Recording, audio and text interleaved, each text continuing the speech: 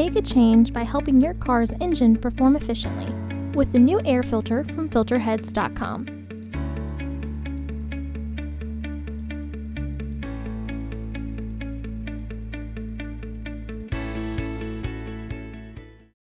To access the air filter, first open the hood.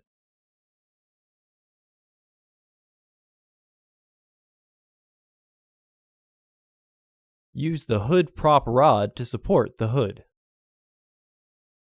The air filter is located here. There are two fasteners securing the housing.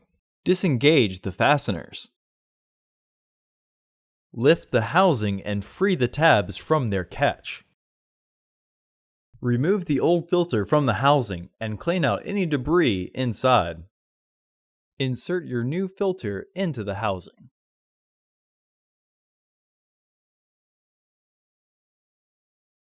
Reinstall the housing cover. Re-engage the fasteners.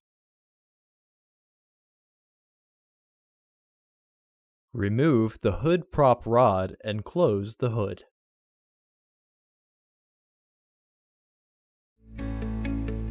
Visit our website to order your filter to ensure that it fits.